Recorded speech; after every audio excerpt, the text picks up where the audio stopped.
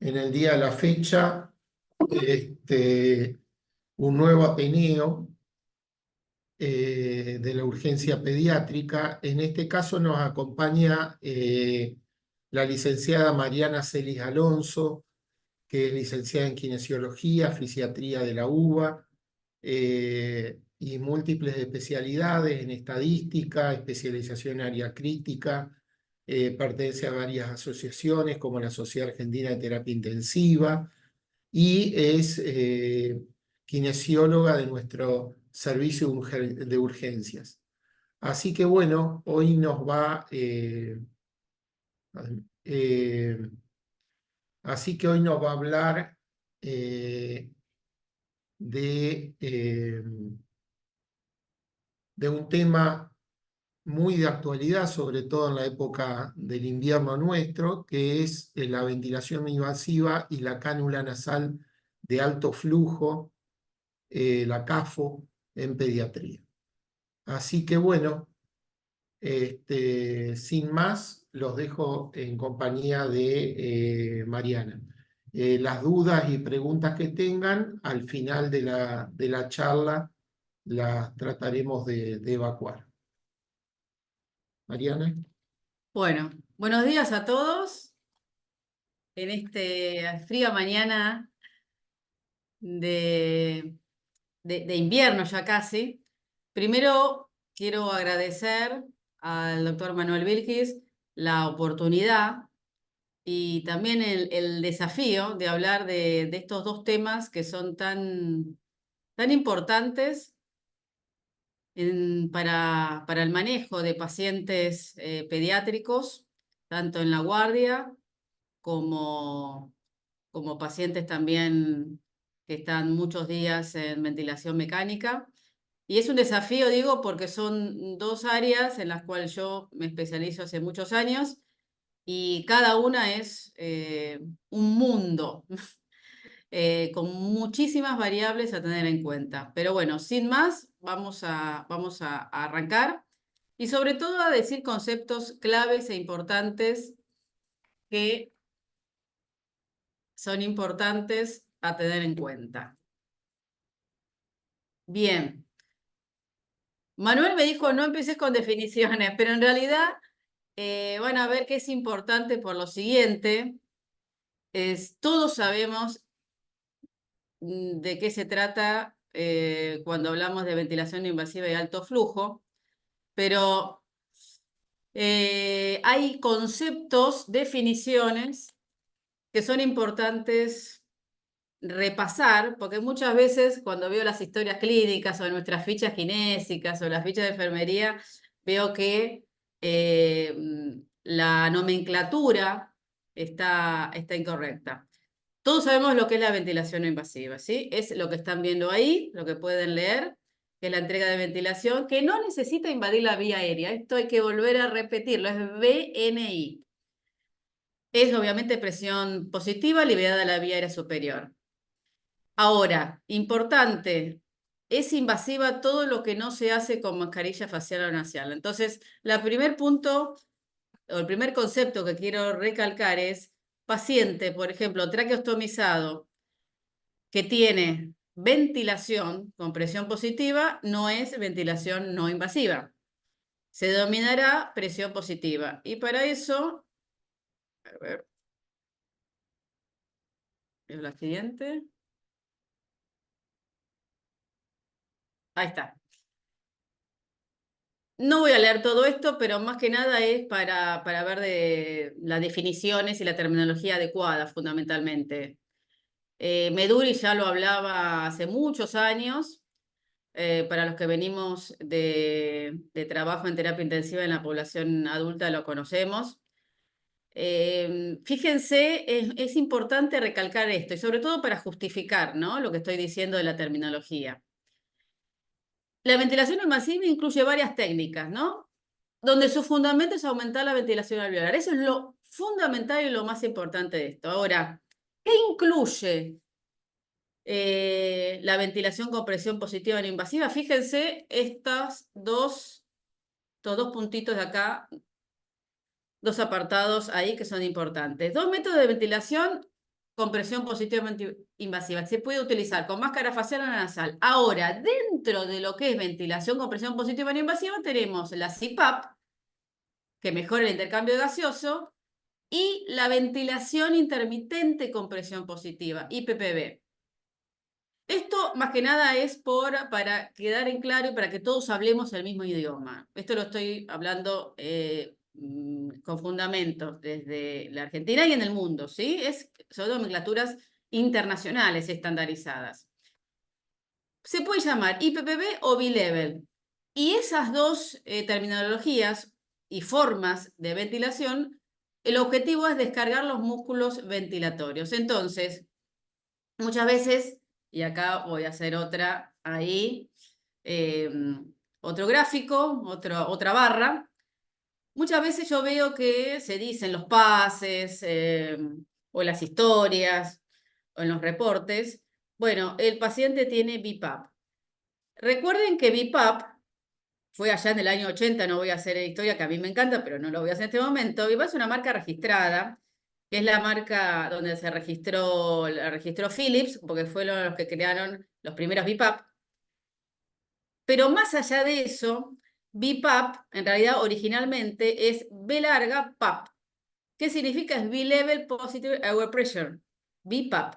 Entonces, ¿qué quiero decir con esto? Que cuando hagamos un pase, que cuando escribamos en la historia clínica, veamos bien la diferencia. Si el paciente está con ventilación no invasiva, ver si está con CPAP o está con B-Level. Si es un paciente traqueostomizado, se dirá, bueno, es un paciente que no está en BNI.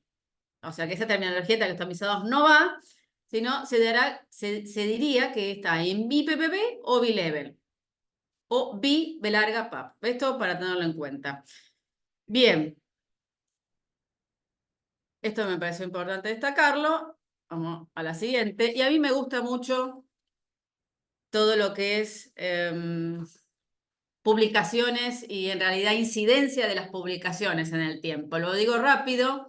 Hasta el año 2017, fíjense la diferencia que había. Siempre estamos un poquito detrás, ¿no? Que la investigación en adultos. 20% de publicaciones relacionadas con BNI.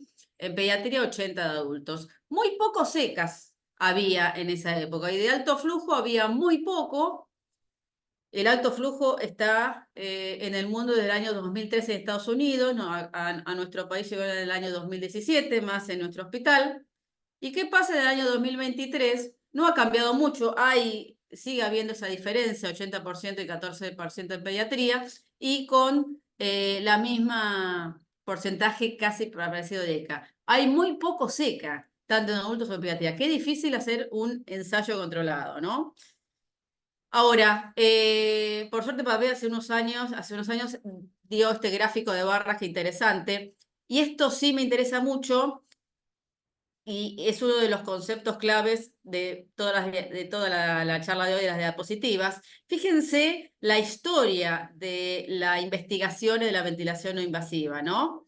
Que arranca del 75, yo digo un poquito más, pero fíjense cómo muy lentamente fue aumentando la incidencia de investigaciones. Estoy hablando de la ventilación no invasiva. Después lo vamos a ver en un trabajo muy interesante, salido hace poquito, hace una semana, donde hay un aumento desde el año 2000 fuertemente y luego disminuyó en el año 2020 el uso de la ventilación no invasiva y aumentó el uso de la cámara de alto flujo. Y esto a mí me preocupa. Vamos a verlo después más adelante. Si quiero que se lleven algo de concepto en esta charla es este gráfico que lo armé de cero, poniendo todo lo que en realidad, mostrando todo lo que pienso en mi cabeza cuando estoy frente a un paciente para utilizar la ventilación no invasiva o usar IPPB, si es un paciente traqueostomizado. Obviamente, si pensamos todo esto al lado del paciente en una urgencia, bueno, el paciente ya pasaría a terapia.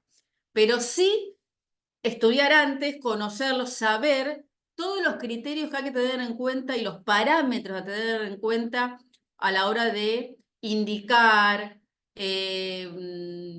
administrar, los parámetros, el setting a utilizar. Y yo veo la BNI desde un punto de vista fisiológico, y eso es lo que hay que entender. ¿Qué es la fisiología de la ventilación no invasiva? Ahí se basa en 4 herramientas fundamentales, que si logramos hacer esto obviamente es conocimiento y mucha experiencia, podemos mejorar el uso de esta noble herramienta. Por un lado, tener en la cabeza el conocimiento de la fisiología respiratoria en cuanto a qué. Fisiología tanto del paciente, obviamente del sistema respiratorio, del humano, y el sistema fisiológico, yo digo fisiomecánico, del aparato. ¿Por qué digo fisiología respiratoria? Y ahí voy a los parámetros de setting. Los parámetros de setting, el setting que yo voy a programar en el aparato, ya sea cualquier tipo de aparato, ahora lo vamos a ver, tenemos que saber, tenemos que repasar fundamentalmente qué hace, qué hace el aparato de presión positiva en la vía aérea.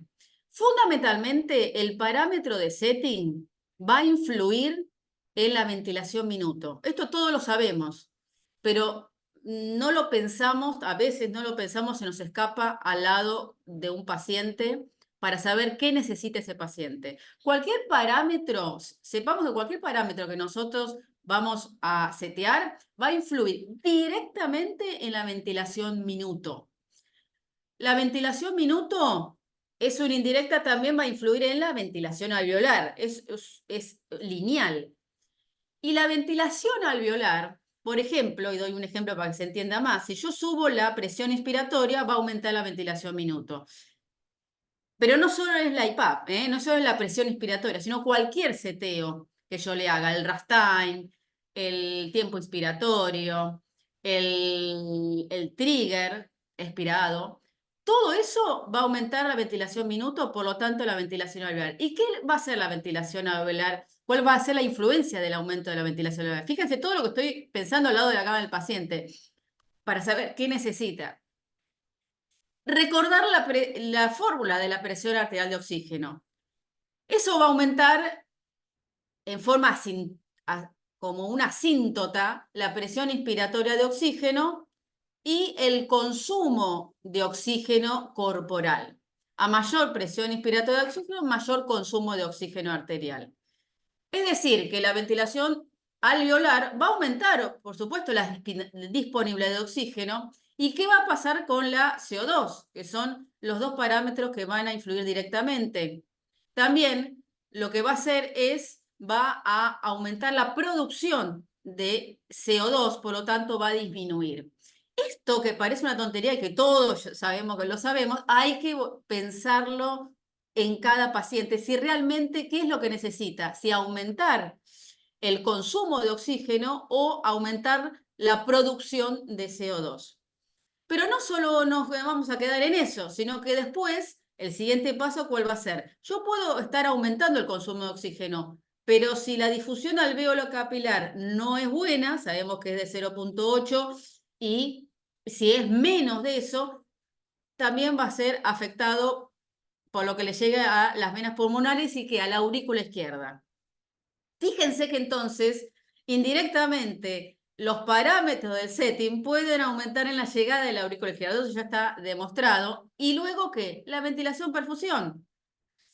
Uno puede aumentar los parámetros de setting. Perfecto. Le pongo más presión inspiratoria. Y muchas veces pasa, y esto lo he hablado con muchos médicos en la última semana, sobre todo estábamos pensando eso, o justo hoy recién venía y una colega me hacía una pregunta de este tipo. Yo le aumento las presiones, pero cada vez más, llegando a 20, y no baja la CO2. Bueno, no es directamente proporcional. Más volumen, más producción de CO2, o en realidad más ventilación alveolar. Pero entonces, si todo eso es correcto, hay un problema entonces en la difusión y la ventilación-perfusión.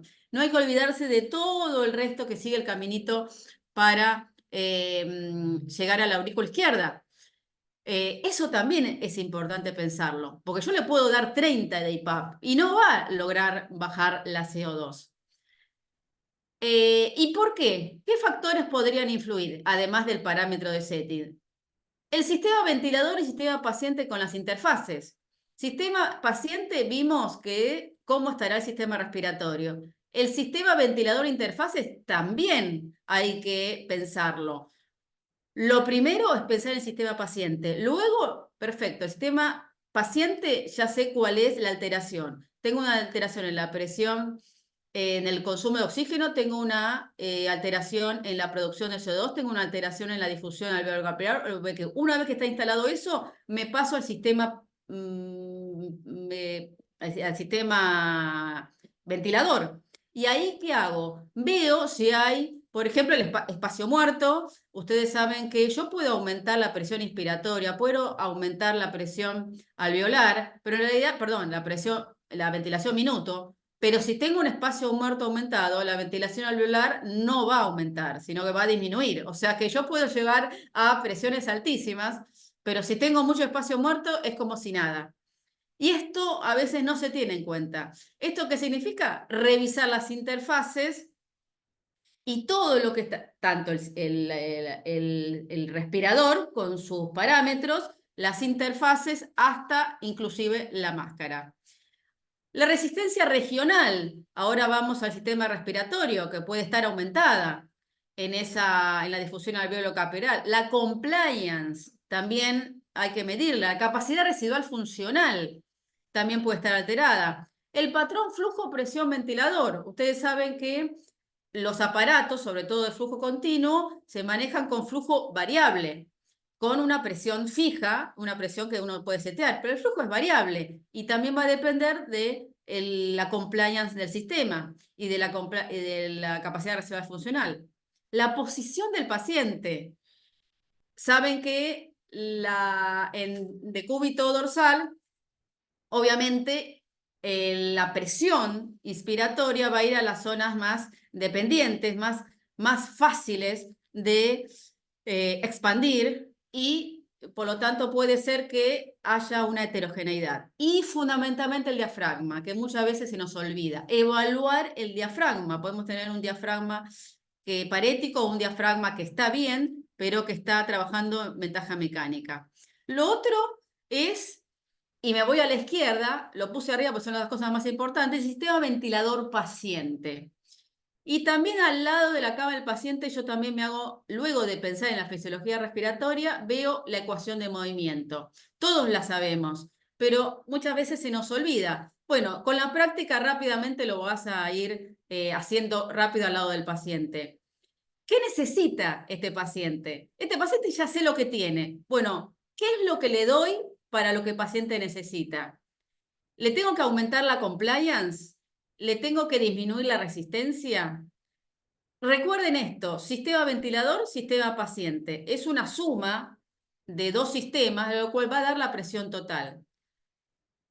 Y entre esa sinergia y esa suma de dos sistemas, podemos ir viendo, si nosotros al lado del paciente pensamos en la ecuación del movimiento, nos vamos a dar cuenta qué es el setting que tenemos que poner al lado del paciente.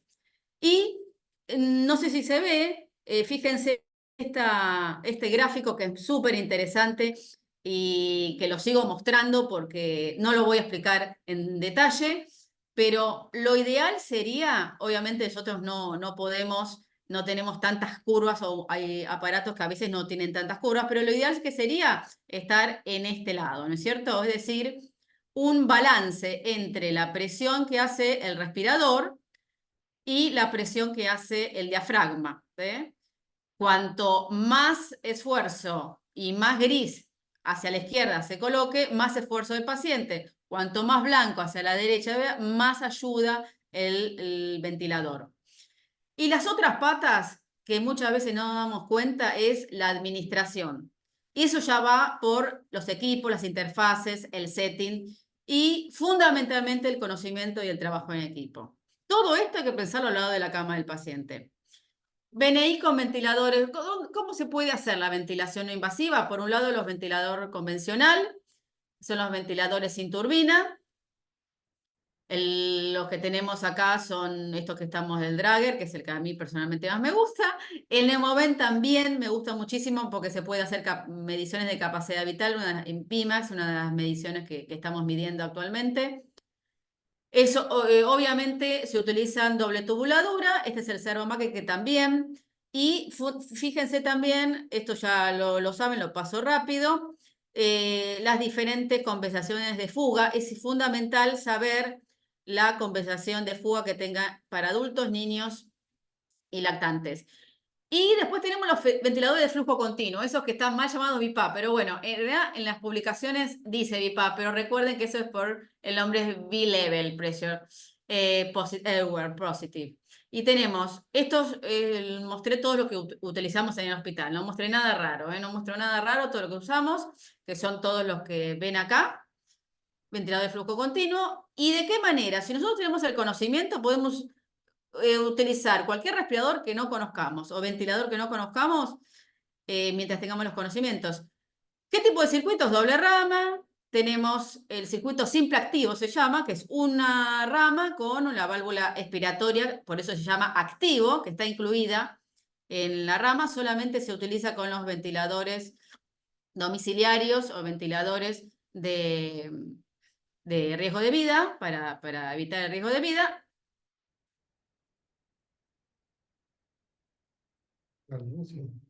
¿Quieren verme? Bien, vamos a seguir. Acá, perdón. Ahí estamos. Bien. Luego tenemos el ventilador de flujo continuo, también con una simple rama, que es lo que todos conocemos, con un whisper, que ahí está. Tiene que estar el whisper ahí incluido. Sigo.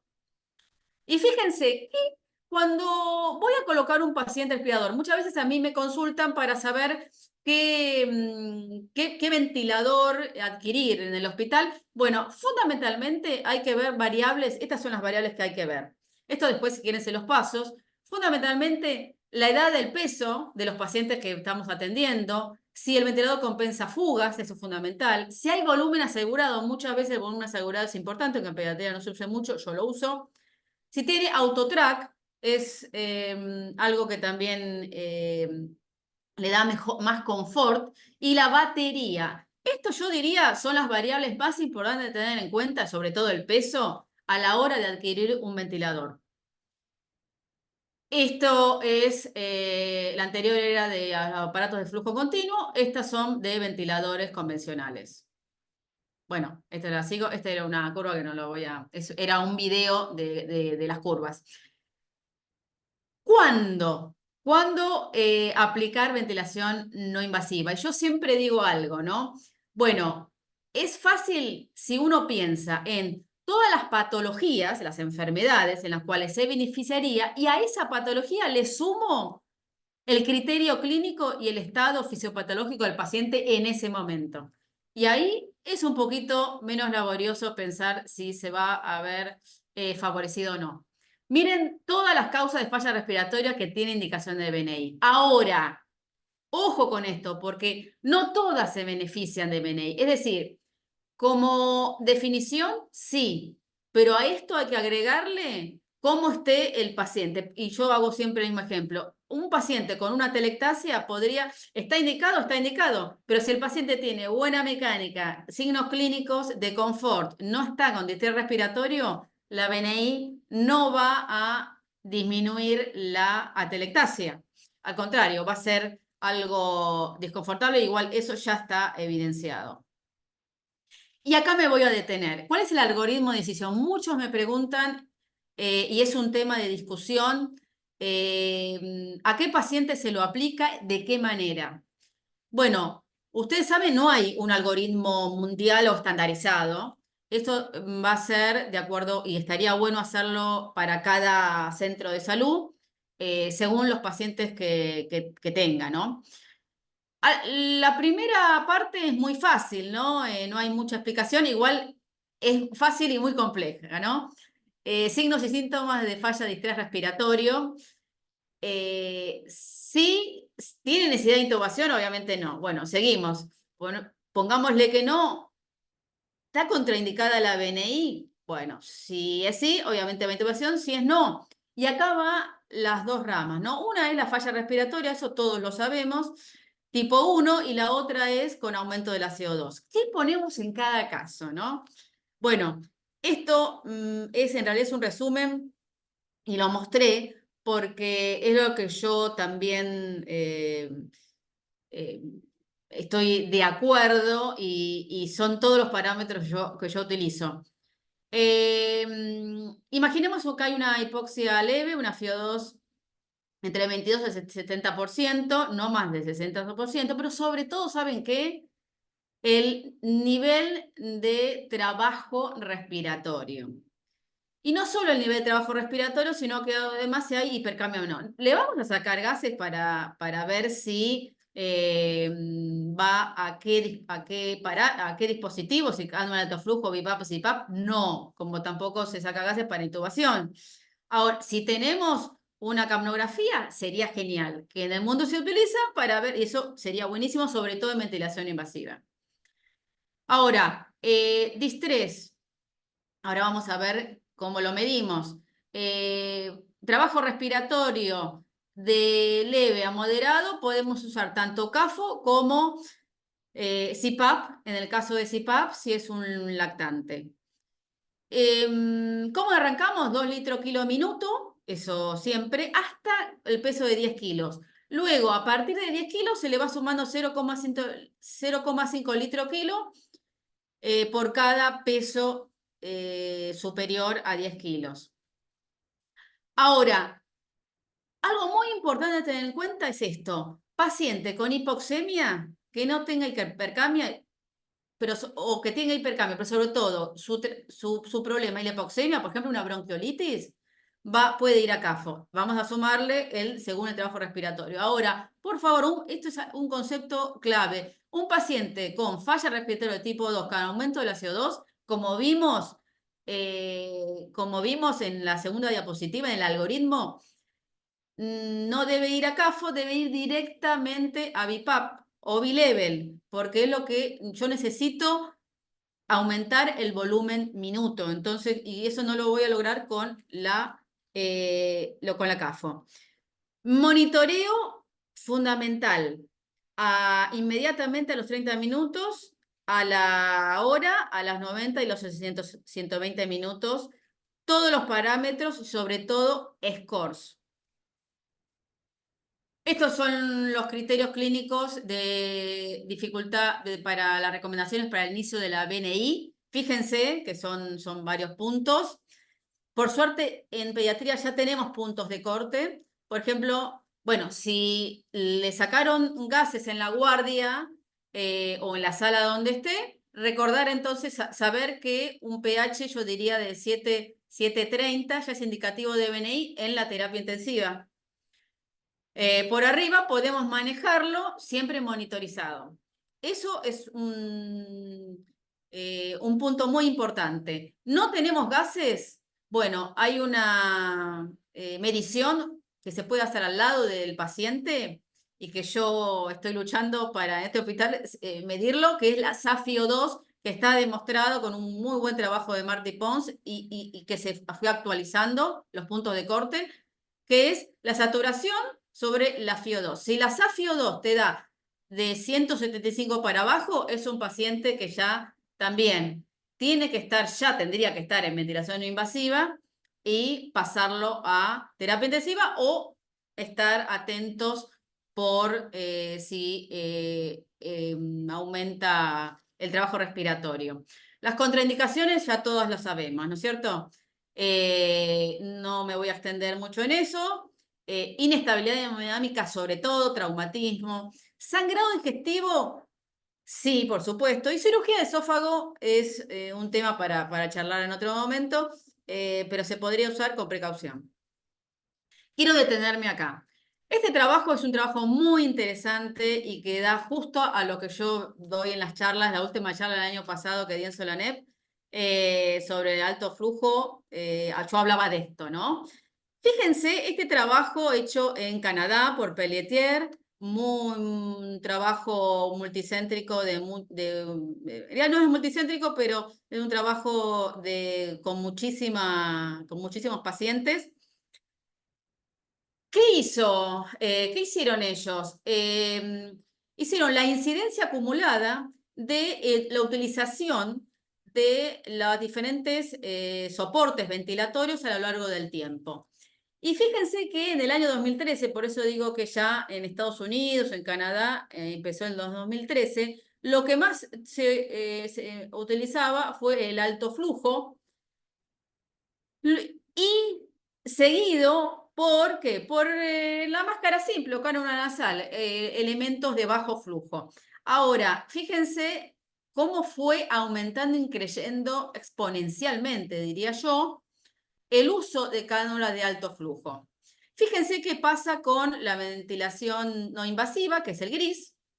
No tuvo tanto aumento, al principio fue muy lento, acá acá fue cuando se empezó a utilizar el alto flujo, y entonces en el 2013 desplazó, ¿qué es lo que pasó acá cuando empezamos a utilizarlo? Desplazó ampliamente el alto flujo y lentamente, bueno, volvió a utilizarse. Sí, aumentó, pero no tanto como el alto flujo. Ahora, fíjense, en el año 2020 los dos bajaron, pero bajó más la utilización de la ventilación no invasiva. De esto hablo un poquito más adelante, y esto a mí es lo que me preocupa. Luego subió y sigue subiendo el alto flujo. Sabemos que en Estados Unidos, en Canadá, en realidad en toda América, se usa alto flujo más que la ventilación no invasiva. En Europa es al revés. Ahora, miren esto, ¿no? Factores de riesgo. A mí me gustan mucho los estudios de factores de riesgo, es a lo que me dedico. Y ellos hicieron, no es una comparación, sino que ellos hicieron, evaluaron un estudio multivariado para ver cuáles son los factores de falla, tanto de alto flujo de la BNI. Esto es lo que yo veo todo el tiempo. El peso. ¿Cuáles son las variables más importantes? El peso, es decir, que cuanto menos peso, más riesgo de fallar con ambas, con la BNI y con la CAFO. No, no hay mucha diferencia clínica entre ambas, ¿no? Que tampoco se hizo la comparación, pero clínicamente. Es decir, soportan más los pacientes con más peso. Todo esto tenemos que saberlo antes de indicar BNI o CAFO. La enfermedad cardíaca, si el paciente tiene una enfermedad cardíaca, aumenta 40% más la falla tanto de CAFO como de BNI, sin diferencias, tanto un poquito más aumenta la falla con la CAFO. ¿Por qué? Porque son los pacientes que se benefician, son los pacientes sanos, porque la frecuencia cardíaca es lo primero que disminuye. Y fíjense esto que es muy importante. ¿Dónde fue el paciente? O sea, ¿dónde se le colocó la CAFO o la BNI? ¿En el departamento de emergencia o en otros? En otros puede ser tanto en la terapia intensiva como en las salas. Y fíjense que es un factor de riesgo. Colocarlo fuera del departamento de emergencias aumenta la falla tanto de CAFO como de la BNI. Y mucho, ¿no? Un 60% más. Y ahí sí hay una diferencia clínica. Aumenta más la falla al utilizar CAFO. Es decir, vos al paciente lo pones en la CAFO, tanto en las salas como en la terapia intensiva, sin haber pasado por el departamento de emergencia. En realidad todos pasan por el departamento de emergencia, pero sin usarla ahí, aumenta más el riesgo que si le colocas más que si le colocaras BNI. Esto es muy importante porque la mayoría de los trabajos, y ya hoy en día todo el mundo sabe que la CAFO es fundamental iniciarla en el departamento de emergencia. Esto es muy interesante. ¿Qué pasa con el paciente que se le coloca CAFO? Antes se utilizó BNI, se utilizó ventilación mecánica invasiva. Bueno, saben que disminuye el riesgo de falla. Mucho o poco, disminuye poco, pero significativamente. Clínicamente, estadísticamente, pero clínicamente no hay mucha diferencia, pero sí disminuye. Es decir, el paciente, si yo pienso en los pacientes que están intubados y que se extuban, bueno, si va a CAFO, tiene menos chance de fracasar esa CAFO. Y por último, y esto también es fundamental y es lo más importante debajo del concepto de todo, que es qué pasa en los pacientes que utilizaron BNI cuando utilizaron previamente CAFO. Aumenta el riesgo de falla de la ventilación no invasiva. Y acá es donde quiero detenerme, concepto clave.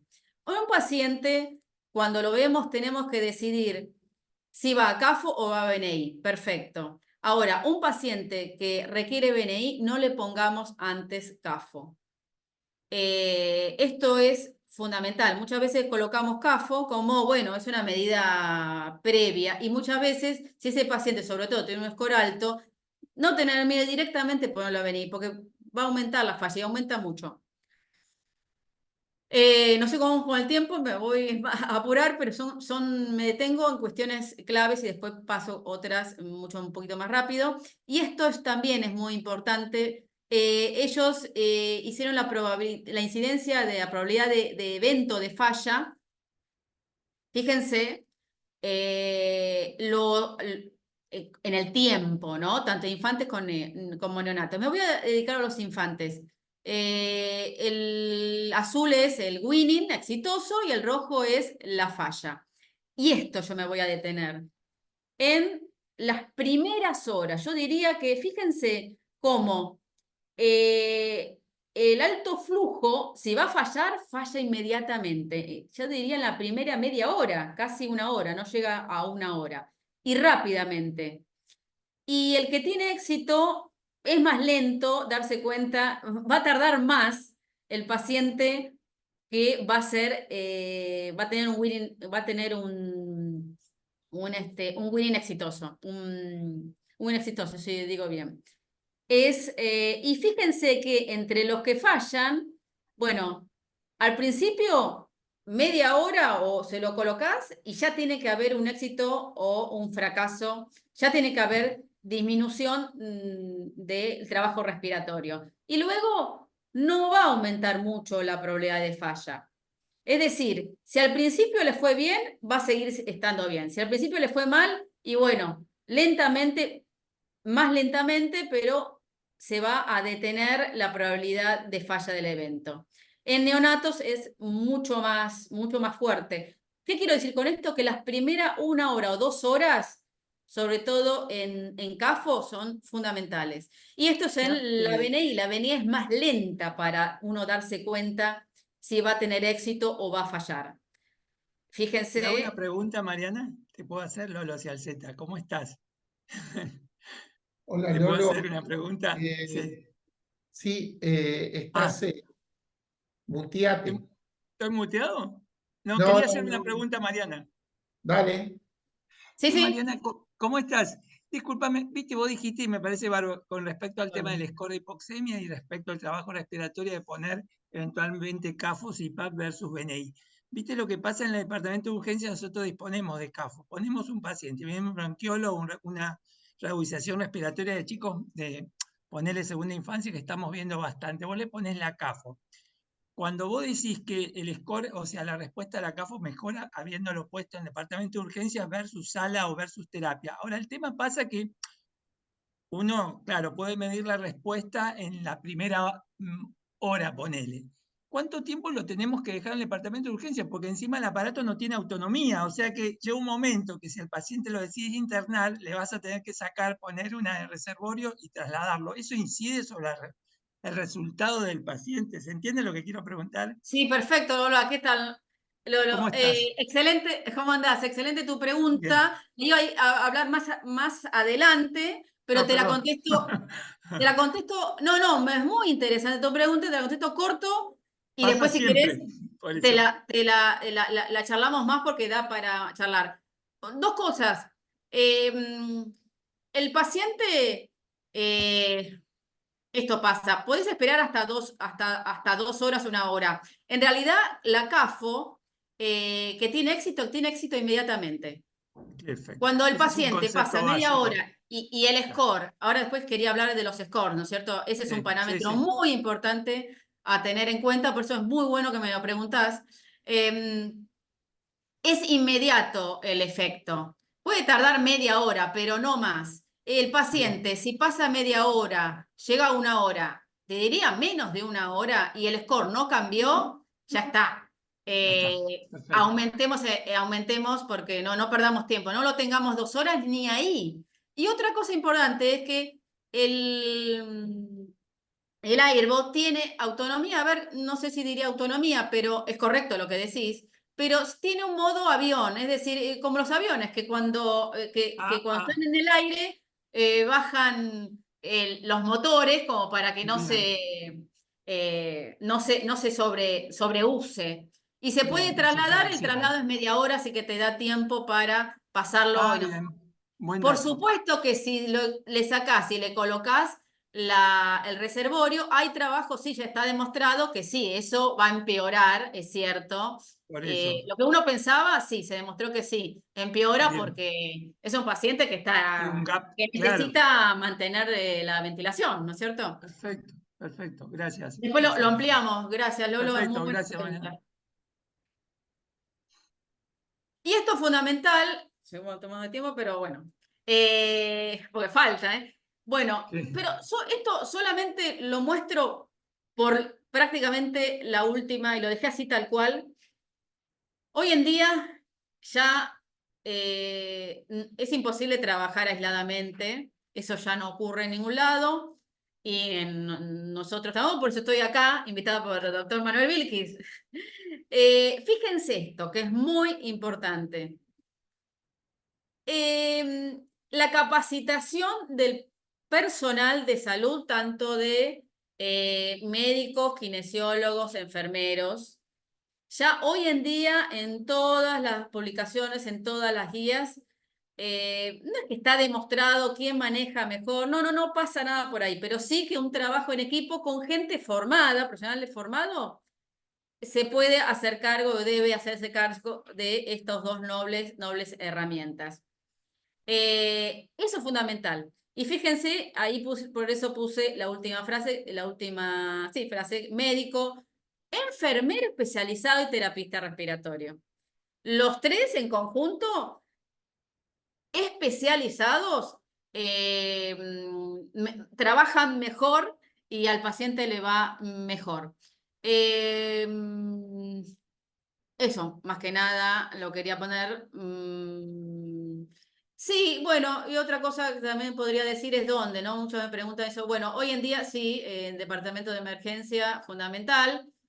Debo decir que la ventilación, si el paciente requiere ventilación no invasiva en todos los trabajos, y yo que, bueno, también viajo y me comunico con otros profesionales en otros países, la ventilación no invasiva se hace en la terapia intensiva, lo tengo que decir, pero en realidad yo hice una campaña, la sigo haciendo desde el día 1 que ingresé a este hospital, que con una buena monitorización, con personal especializado, se puede hacer en las salas de ventilación no invasiva según el score y la gravedad que tenga el paciente.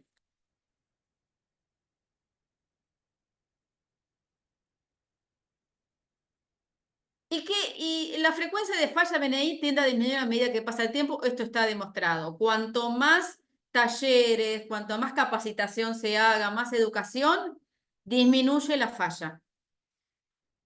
¿Por qué? Por la experiencia de la herramienta. No sé si se va a abrir, vamos a ver. Nosotros tenemos un protocolo. Nosotros tenemos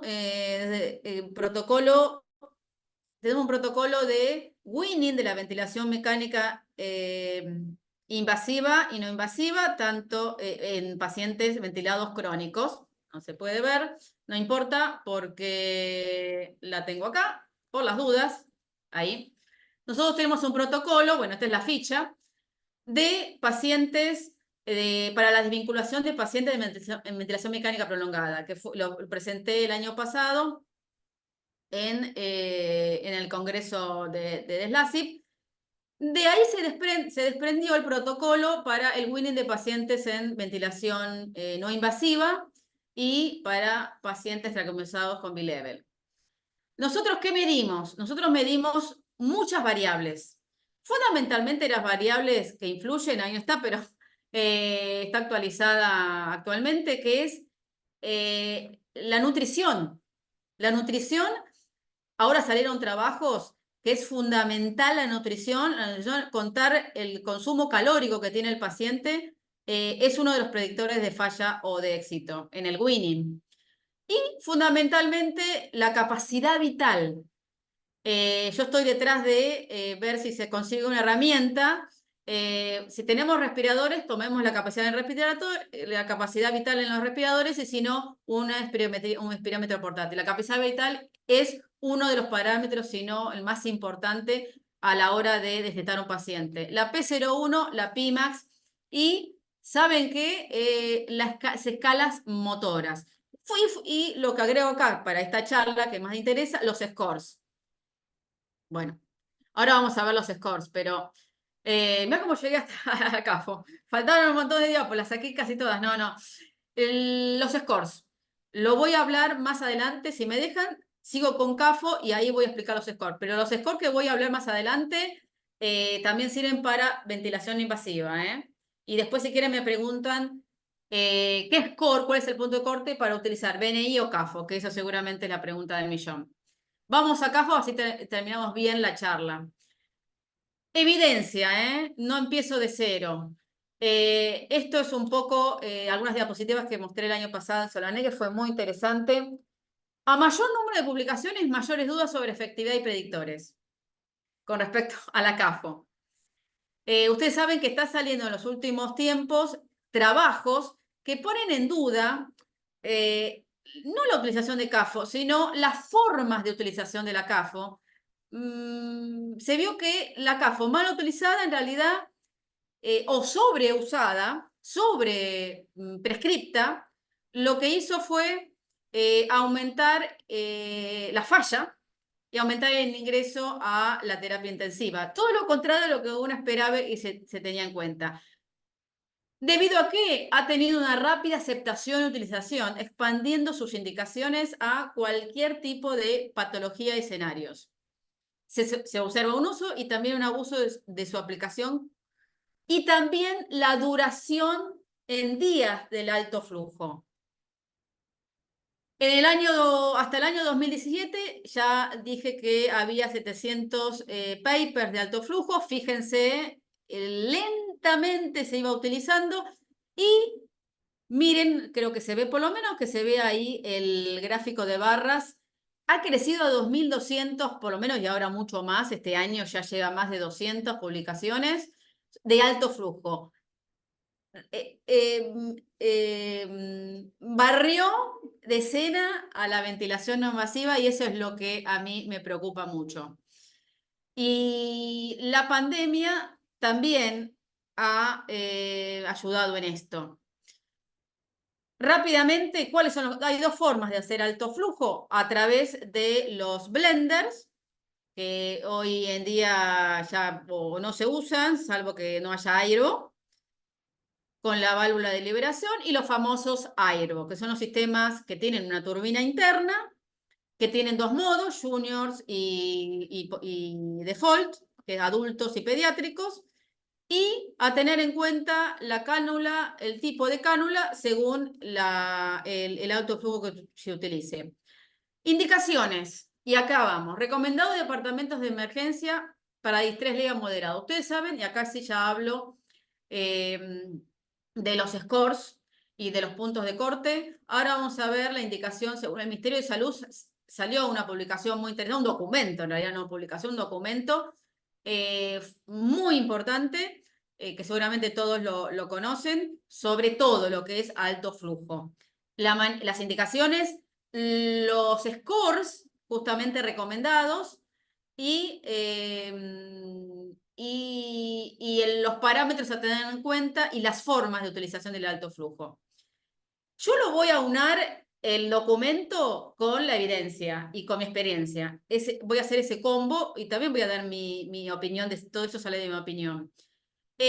Los pacientes que se benefician de alto flujo son sobre todo pacientes de leve a moderado. Ahora, un distrés leve con un score de 3, 4, ¿le voy a poner alto flujo? La verdad que no, porque ya estoy malgastando, podríamos decir, el alto flujo. Un paciente que está moderado, yo diría entre 6, 7, sí. Requiere mínimos elementos técnicos. Eso es lo que barrió con la BNI, que es mucho más compleja. Pero requiere capacitación del personal y monitoreo constante y cercano. Medir scores se lo puse grande. ¿Por qué? Porque a través de los scores se toman decisiones. Ahora vamos a ver los scores que hay. El seteo del flujo se comienza con 2 litros minuto kilos para lograr una FIO de saturación de 92-97. Si el paciente tiene bronquiolitis, directamente se coloca oxígeno. Si no, se puede utilizar sin oxígeno, siempre manteniendo 92-97. Pero de todas maneras, yo siempre digo que el alto flujo es un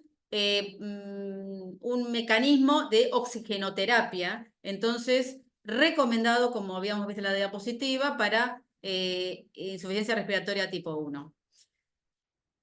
Y acá es mi tema grande y es fundamental. Ya lo dice el Ministerio de Salud y lo venimos enseñando en todos los talleres que damos, hay que volver a medir scores. Los scores, hay miles de scores. El más utilizado o el que da el Ministerio de Salud es el TAL. En realidad, lo que se mide fundamentalmente en la mayoría de los trabajos porque es mucho mejor, porque no requiere desaturar al paciente, es el score de Gus. Es el score que nosotros utilizamos para utilizar, digamos, para toma de decisiones. Y después está el RDI. Esos son los dos scores más utilizados. El score de Gus, ahí lo ven, ya saben que es de leve, moderado y grave. ¿Qué qué paciente se beneficia con alto flujo o ventilación no invasiva? Bueno, podríamos decir así rápidamente, seguro va a haber más preguntas. Voy a decir lo que dice la evidencia y lo que dice mi experiencia. El paciente que tiene un SCORS, tiene un distrés respiratorio, trabajo respiratorio moderado grave, que sería a partir de 8 o 9, directamente BNI. No colocar CAFO, porque ya se está viendo justamente las consecuencias de eso, que es aumenta el ingreso a terapia intensiva y aumenta la falla.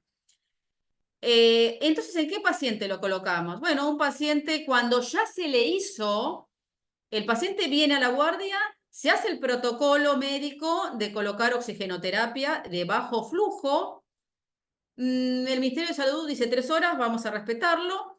Yo diría media hora, 1 hora, no esperar más. Y si el paciente no mejora o empeora el SCORS, que ya llega de 4, pasó a 6, 7, ahí poner alto flujo. Eso es la clave que quería decir. Ahí fíjense que está el score. Nosotros lo que utilizamos es el score de un modificado. Fíjense que no requiere la saturación de oxígeno. De todas maneras, podemos poner la SAFIO2, que la SAFIO2 se utiliza en alto flujo, ya está validado. Y ahí está, incluso nos hicimos las tarjetas para, lo llevamos en el guardapolvo y lo utilizamos. Y acá está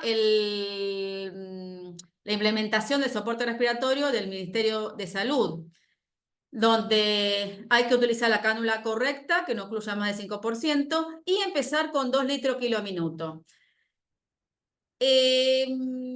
Inicialmente, el Ministerio de Salud dice que se puede alcanzar 9, igual después lo aclara que se recomienda 60%. La verdad que si yo coloco un alto flujo con 60%, ¿qué pasa? Imagínense que es un paciente que entonces tendría que estar en terapia o tendría que estar, porque nosotros comenzamos en el ventilador con FIO de 60. Entonces, un paciente que requiere FIO de 60, no digo que le voy a sacar el alto flujo, pero sí tener el ojo de que rápidamente se vaya disminuyendo la FIO. Si es menos de 60, mejor. Eso es un signo de alarma. Y que sature 94% para arriba. Y de ahí voy bajando, que requiera la mínima FIO sin cambiar el flujo. Esperar media hora, 1 hora, hasta 2 horas. Y para ir finalizando, las aplicaciones son miles de aplicaciones que se podían utilizar. Donde más hay evidencia es en las cardiopatías congénitas, y en la bronquiolitis, o sea, en pacientes con hipoxemia o en pacientes con alteraciones de cardiopatías. Uso y abuso, ahí dije los ejemplos exitosos, y ojo con bronquiolitis, todo lo que es severo, distrés severo, BNI o intubación. El uso correcto de la CAFO conduce a una mejoría clínica que acorta la estadía. No me alcanza para mostrar los trabajos, pero todo esto es el resultado de los trabajos de investigación. Y un uso adecuado y monitorización. Utilizar scores, escalas. Ver ahí, fíjense, esta es el cuadrito para elegir el alto flujo, la cámara de alto flujo adecuada, y este es la correcta tabla, que está un poquito mejor modificada que la que mandan en la en Respironics.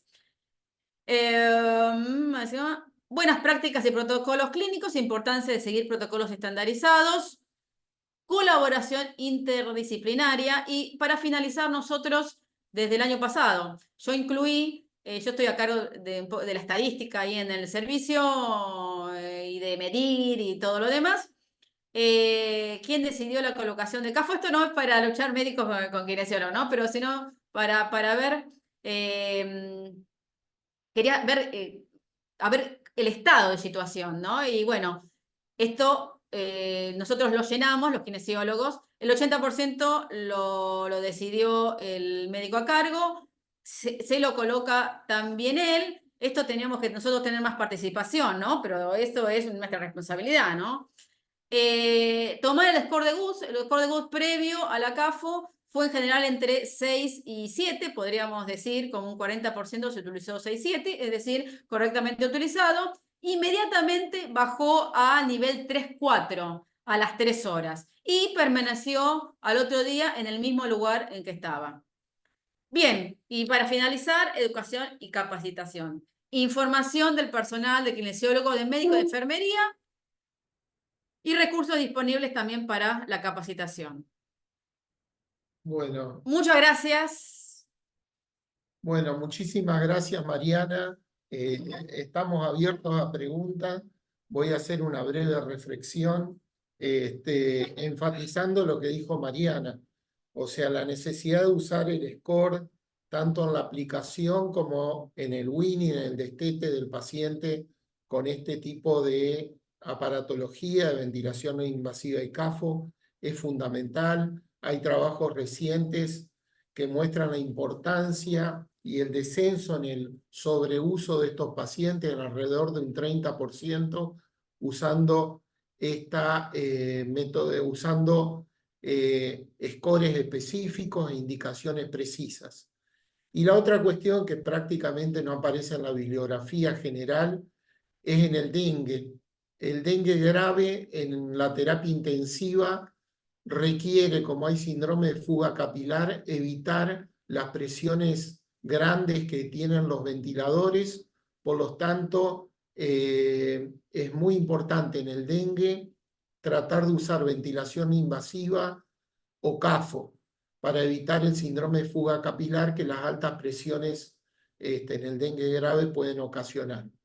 Estamos abiertos a preguntas y la pregunta, Mariana, sería: entre CAFO y BNI tenemos al paciente con una insuficiencia respiratoria, lo tenemos ya en una sala, no en la terapia intensiva, y después también en la terapia intensiva. ¿Cuál de las dos cosas vos elegirías para ese paciente? Bueno, muy buena pregunta, Manuel. Es la pregunta del millón, ¿no? Es la que siempre nos hacemos todos. Bueno, primero, lo fundamental es el algoritmo, ahí en la segunda o tercera parte, tenerlo en la cabeza. Yo sé que parece que es muy complejo, ¿no? Pero a medida que uno tiene experiencia, y hay que empezar, ¿no? Incluso con los chicos jóvenes, los médicos, los kinesiólogos jóvenes, los enfermeros, a incorporar esos conocimientos de la fisiología. Primero, ver la fisiología de ese paciente. ¿Qué es lo que le falta a ese paciente? ¿Por qué tiene baja la saturación? ¿Y cuál sería el mecanismo de producción de esa saturación? ¿No es cierto? Yo le voy a dar, ¿el paciente requiere ventilación minuto, aumento de la ventilación minuto? ¿O el paciente requiere aumento de la presión inspiratoria de oxígeno? Todo eso, arriba a la derecha, ¿se acuerdan de ese grafiquito? Tenerlo en la cabeza. La patología del paciente. Luego, ver ya una vez que uno decidió, ahora voy a contestar, ver el sistema respirador paciente con el paciente que necesita aumentar la compliance, disminuir la resistencia, disminuir la elastancia, tiene aumento de la elastancia. Esas dos cosas es fundamental. Y luego sí, esa es una evaluación, y luego sí la evaluación clínica, y ahí vemos el score. Los scores son la suma de todas las variables que uno utiliza todos los días, simplemente que están aunados en un número, un valor que por supuesto que no es fijo. No es que si yo le pongo 8 lo intubo, si lo pongo 2 le pongo una máscara, no es nada de eso lineal, pero te ordena en justificar un poco e incluso en las dudas, en los grises que hay, ahí fundamentalmente es muy bueno la utilización del score. Mido el score, sé la patología que tiene, sé si tiene una insuficiencia respiratoria, hipoxemia, hipercapnia, y ahí voy a decidir. Para responder, son dos casos. En realidad se podría hacer 1000 casos. Insuficiencia respiratoria, me dice Manuel. Bueno, si el paciente, primero el paciente, si está en la sala, lo primero que hay que hacer, bueno, yo obviamente le tomo el score, por supuesto. Si el score da, pero esto no lo tomen tajante, ¿no es cierto? Es una aproximación y es una ayuda. Si el paciente está a nivel 3, 4, le voy a hacer todos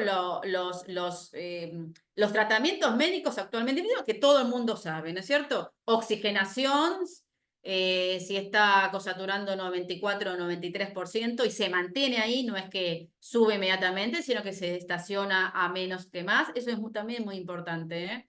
Ver la inclinación, si se inclina para arriba o para abajo, la saturación. Y todo el tratamiento médico de rehidratación, etc. Ahora, una broncodilatador si es que necesario.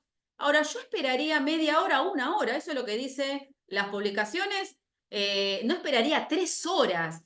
Ahora, y ahí es donde me ayuda el score. Porque si yo el paciente tiene un score de 3 y a las 2 horas tiene un score de 7, ahí ya no sigo con ese tratamiento.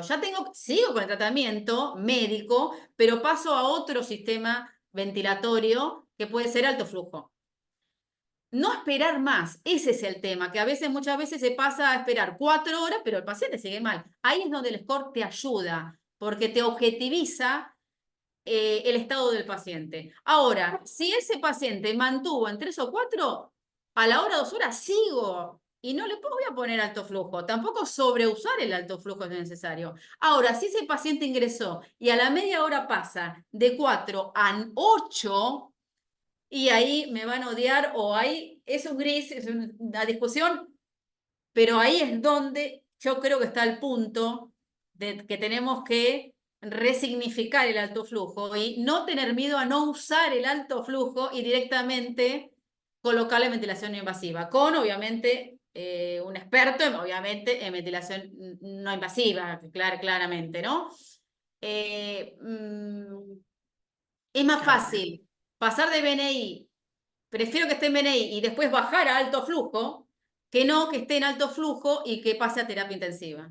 Yo siempre digo algo, paciente que pasa de alto flujo a terapia intensiva, algo en el medio, no sé si se hizo mal, pero se demoró un poco. Que puede pasar, ¿eh? No digo que no. Hay algunos trabajos que sí, que se lo demuestran. Pero en general hay algo en el medio que faltó hacer.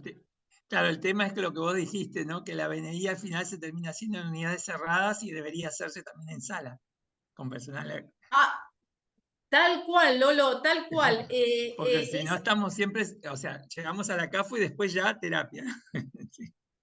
Es que eso que está pasando acá en la Argentina, o sea, acá en el hospital, vamos a decir, y en realidad no solo acá, en todos lados, y en toda América, es lo que ya está viendo publicaciones que ya está dando resultados de mala CAFO, pero no es que la CAFO no sirve, está mal implementada, o esto de pasar, 6 horas con la CAFO y el paciente está mal. Sí, para mí hay que volver a utilizar la ventilación invasiva que se ha dejado y mejorar o ver un esquema, protocolo de actuación de la ventilación invasiva en sala. En sala o en CAFO. Hacer un protocolo guiado por el Ministerio de Salud para este hospital, fundamentalmente según los pacientes que tengamos, ¿no? Dirigido a este hospital, digo, ¿no? ¿Preguntas? Bueno, agradecemos muchísimo la presencia de Mariana, la licenciada Mariana Celis, y bueno, los esperamos en próximas charlas de otros temas que vamos a seguir abordando. Muchas gracias por participar. Gracias, Mariana. Muchas gracias. Gracias. Adiós. Gracias.